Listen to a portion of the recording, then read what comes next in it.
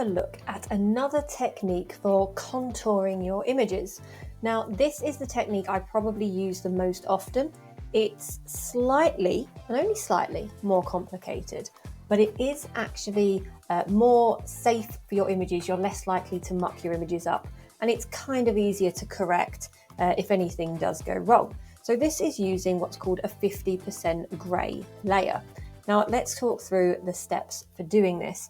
Now we've got our background layer here. I've picked a headshot, not a full dance image here, very specifically because you're going to be able to see a bit clearer what this layer is doing by me using a headshot. So what we're going to do is create a new layer. We're going to hit Control-Shift-N, and it's going to come up with this box here for new layer. I believe it will also be under layer new as well if you want to go up to the top. And what we're going to do, we want to change the mode of our new layer to soft light. Now, soft light, it comes up with a little box down here. You'll have seen that that's just changed. And it says fill with soft light neutral color 50% grey. And we want to tick that box. There is nothing else we want to do. You might want to name the layer contour, but apart from that, there's nothing else that you really need to do in this box. You just need to remember soft light and 50% grey. Now, if I click OK, a layer has appeared over here. And as you can see, the layer is grey, but we can't see anything on our image. If I turn this layer mode back to normal, you can see it is a grey layer. It is 50% grey if we go back onto soft light.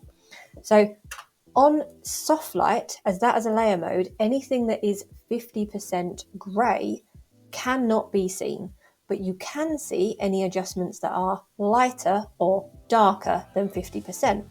So what we're going to do is we're going to be using our dodge and our burn tool on our 50% layer rather than directly onto our picture, onto our subject. We're going to use it on our 50% layer, and hopefully that is going to give us the control that we need to contour without having to be any kind of destructive on our layers for our image. So we're going to be using dodge and burn both on midtones at 20%. So I'll go on to burn and we go midtones and we want it to be at 20%. Now, as a little bit of a keyboard shortcut in case you don't know, if you have a brush open and you hit 1, 2, 3, right up to 9, or even 0 for 100 on your keyboard, it will change the exposure up here of your brush. So you can see I'm typing in all sorts of numbers and it is changing. If you do not have a brush open and you change this, it will change the opacity of your layer. So it's worth bearing that in mind, that you know that it does the difference, because if you've got a brush, it's going to apply to the brush first. But if you're on something like the patch tool and I hit 5, you can see it's changed the opacity over here. Let's put that back on.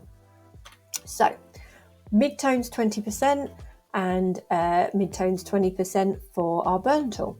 And then we can readjust the brush and we're going to start drawing. Now, I tend to start by using the burn tool and doing my darker areas first. There is literally no reason for this.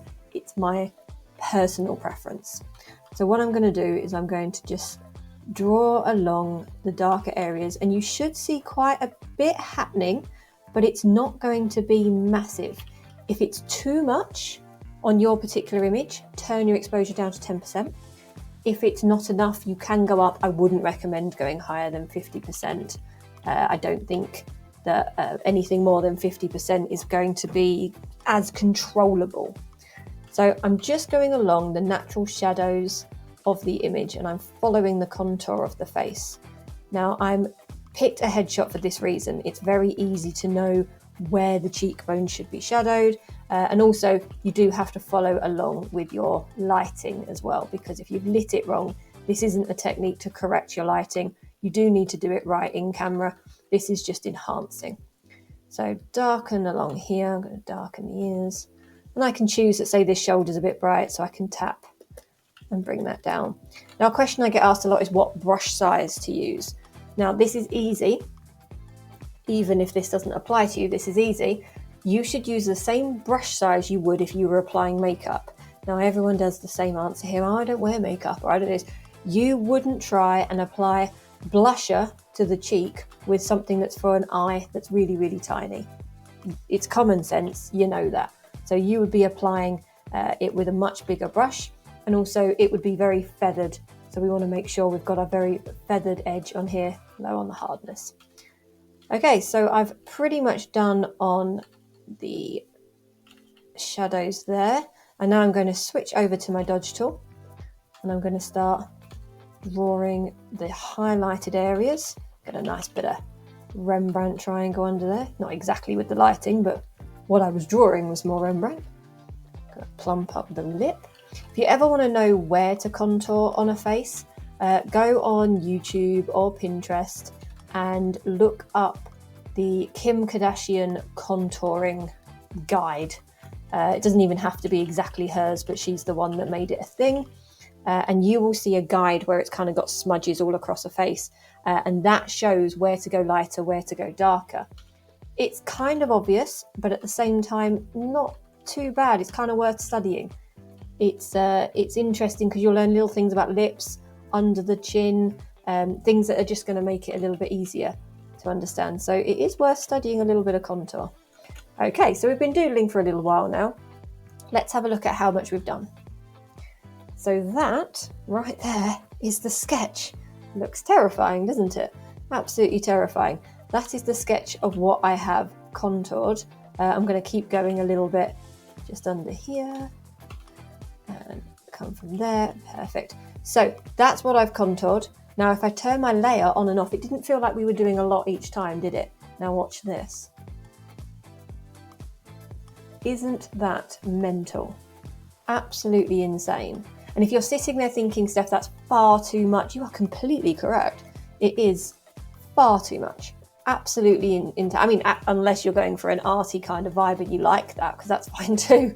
I'm not one to judge, but it is a lot. So now we have it on this layer. You saw how I could build it up. I could just draw and sketch with it. I can now use my opacity to turn that down, and I might even only want it a little bit, but it's just going to enhance that contour and that lighting a little bit more. And that's why I love this technique, because I don't need to worry about protect tones or highlights and shadows. I can just sketch, and because it's 50% layer and it's going lighter and darker, it's just quite in a neutral way affecting my image. So it's my favorite technique to use. And you don't find, if I get my burn tool here, that it's going to, if I go over there and go in the background, it's not really affecting too much of the background. It is affecting it, but it's not an issue around the edges, which you will find on the other technique can be a bit of a problem. So that is our 50% grey layer. Just to recap, we're going to add a new layer, Control-Shift-N. We want to go mode to soft light, tick the little box for 50%, and you get your new layer there. You can have as many of these as you want. Soft light piles up absolutely fine, that's not a problem. If you want to have one for the skin, one for the body, one for the eyes, because you might find that you want to have the opacity or the intensity a bit different for each one. But that's fine, you can pile them up, that's not a problem. You can create all your contour. In fact, quite often if I've got a complicated image where I'm doing a lot, I might group them together with a little group one down there and call that contour, and I've got all my contours in one section, and I'll have one named face, one named body, if I'm getting really fancy and really complicated. I don't tend to name all my layers usually, I know what I'm doing with them, but I know some people really like that as an organisation system to label it as you go along. So that is our 50% grey layer. Go and have a practice on that. It will take you a lot of time to get used to the brush sizes, the way to do it, the different techniques. And actually that's just sprung something to mind that more often than not when I'm drawing on it, I will be sort of lightly brushing across. I'm not drawing up and down. I am just brushing across with it. Or if I'm doing something big, I might be just tapping a little bit. So I find that gives a better technique, the same as if I was applying makeup, if I was applying contour. You wouldn't just scribble on someone's face. You would much more likely be a bit more gentle and do brush strokes. I do like the artistry to this. I find the manual drawing and the artistry is something that appeals to me. Maybe it's because I used to do art, but I love that I am essentially sketching over my images and creating the characters and bringing them to life a little bit more. I find it quite fun. So go and have a go at this technique, the 50% grey layer, and I can't wait to see what you guys do with it.